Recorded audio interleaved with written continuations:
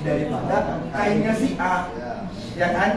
Jadi si B ini minta lebih banyak kain untuk mendapatkan satu teh dari negara B. Paham? Oke.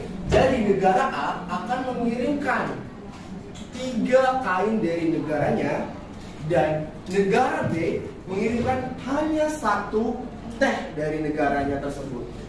Ini 1 kain, maksudnya 1 teh X sama dengan 3.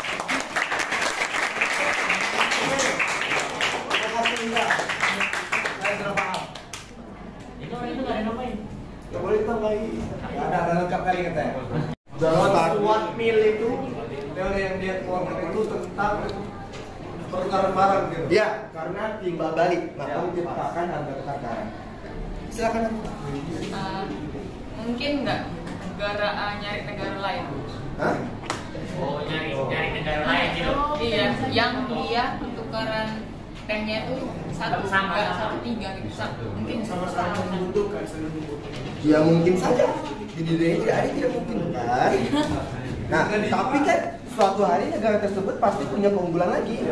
Si tehnya dia bisa membuat lebih banyak lagi gitu.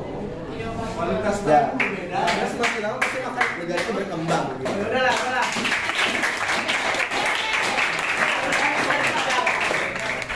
Terlalu menaikkan harga kepada kita dan nggak bisa terlalu jual mahal karena ya kita nggak butuh amat gitu. Malah kita yang terlalu jual mahal ke si korsel karena si korsel ini sangat butuh kapal sawit gitu. Jadi ibaratnya ya siapa yang lebih butuh, siapa yang lebih untung gitu. Intinya ngerti nggak?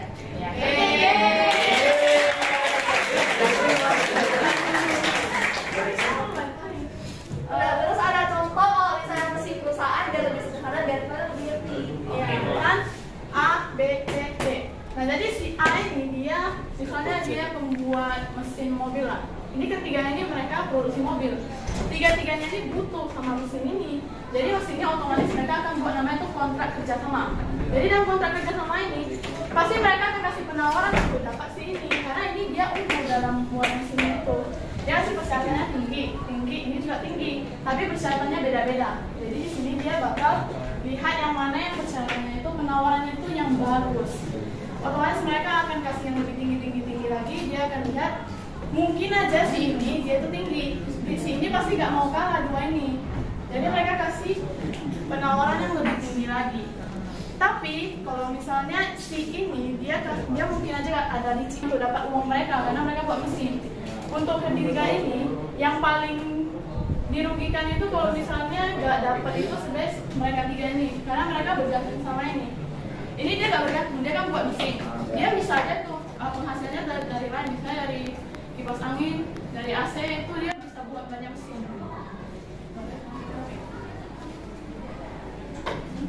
Ya intinya siapa yang paling unggul, siapa yang paling punya kuasa, ya itulah pemenangnya. Iya, kalau ini kayak cuma mainannya doang, robotnya doang gitu.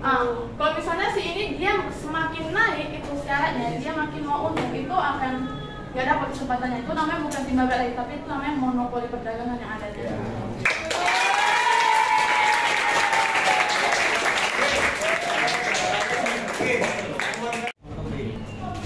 Nah, karena ini udah mulai banyak gitu, dan harganya bisa dibilang mungkin udah agak naik lah bisa bilang. Ini negara ini juga ekspor ke sini yang mempunyai harga terjangkau, lebih terjangkau daripada negara ini. Ya, sekarang sih ya, negara ini juga impor dari sini, yang merupakan ekspor utamanya.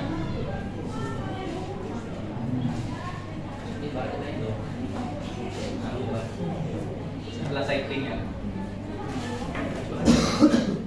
Sehingga di negara B ini sudah banyak menerima hand-on dan mereka juga mendirikan sebuah pabrik di mana itu mulai masuk tahap ketiga yaitu tahap kematangan.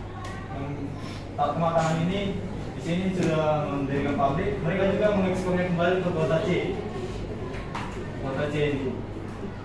Dengan kemampuan yang lebih bagus. Jadi di mana dia perlu inovasi juga agar bisa bersaing dan bertahan. Nah, jadi terakhir itu dia ada tahap sudah mulai menurun pembeliannya. Jadi misalnya seperti contoh handphone ini ada yang kenal. Baru semakin menyebar, semakin dikenal. Tapi pelan-pelan seiring berjalannya waktu, produk ini akan lama-lama dilupakan oleh orang-orang. Nah, ini dia termasuk tahap penurunan tadi. Jadi dari siklus hidup produk ini sama seperti siklus manusia. Yang pertama, pengenalan. Seperti kita masih baik, kita masih mengenal lingkungan sekitar kita. Tahap pertumbuhan seperti kita sekarang sedang belajar, sedang mengenal masyarakat. Seberapa lama produk itu bertahan di pasar. Lalu dia juga bisa memberikan kerangka untuk memahami bagaimana keunggulan produk itu. Misalnya nih, sebuah produk, ternyata dia bisa tahan sampai 10 atau 15 tahun. Berarti bisa dikatakan produk ini unggul. Teorinya itu ada 4. Yang pertama itu Porter's 5 Forces atau 5 kekuatan Porter. Jadi dia membagikan tips kepada kita yang ingin membuka perusahaan mungkin ya. Jadi ada di dalamnya isi ada 5 sesuai namanya 5. Jadi yang pertama, ancaman pendatang baru. Jadi kita kalau ingin membuka suatu bisnis atau perusahaan, kita harus jaga-jaga sama namanya ancaman baru yang akan datang. Karena kita persaingan di dunia pasar internasional itu tak kuat ya. Terus yang kedua,